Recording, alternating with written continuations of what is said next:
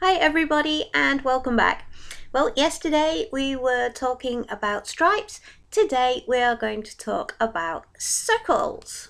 So, unfortunately, I don't have a wall I can show you, but I'm going to show you right here on my craft table, and the principle is exactly the same. It's just I'm going to be doing it on a smaller scale. Laying down rather than standing up. So let me just put the camera down here so you can see exactly what I'm doing. Okay, I hope you can see that clearly.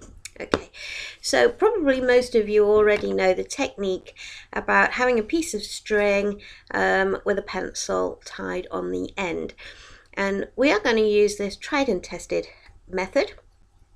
Make sure that your string is tight when you go all the way around, and basically, for those of you who don't know, you figure out a point where you want where the middle of your circle is going to go, and you basically pop a piece of string right there in the middle, and then you pull your string nice and tight, and your pencil draws a circle. Well, that's fine, but then you've got the hassle that you've then got pencil marks on your wall. Well, we don't want to do that. We are going to use our trusted frog tape once more, like we did yesterday with the stripes. But where your pencil would touch the wall to make your line, you're going to put your frog tape, and you're going to draw the line on your frog tape. Now you're going to do this all the way around until you have drawn your complete circle on your wall. Okay, so you keep going around until your circle is complete.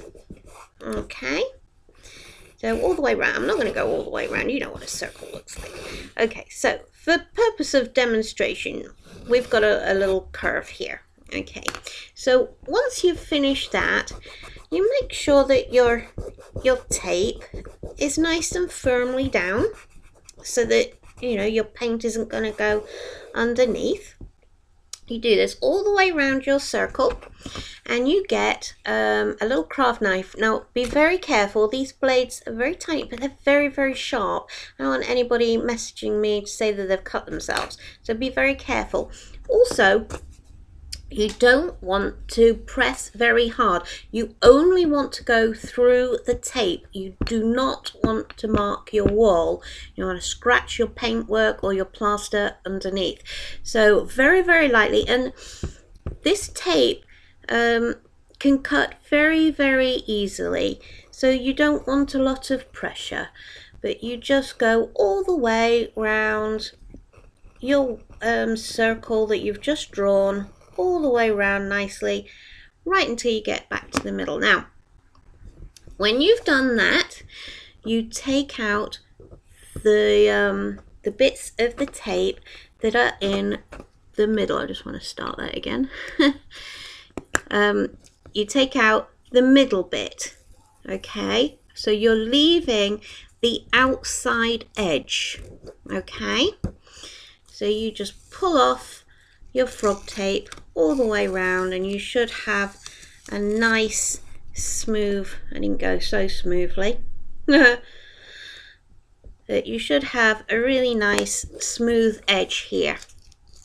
So then what you can do is, once you've got this nice smooth edge, you get your paintbrush, and again, like exactly the same as with your lines, you do not want to push your brush or your roller up to the tape. You want to come down. So down, whether you're going in a circle-y kind of way, but always away from the tape, not towards the tape. Otherwise you will find that the paint has gone underneath. No matter how good your frog tape is, it will go underneath, and you won't have the crisp sharp edge that you want. So you paint all the way around there. No need to worry about painting over the lines because your tape is going to stop that. And then when you take off your tape, you will have a beautiful smooth circle.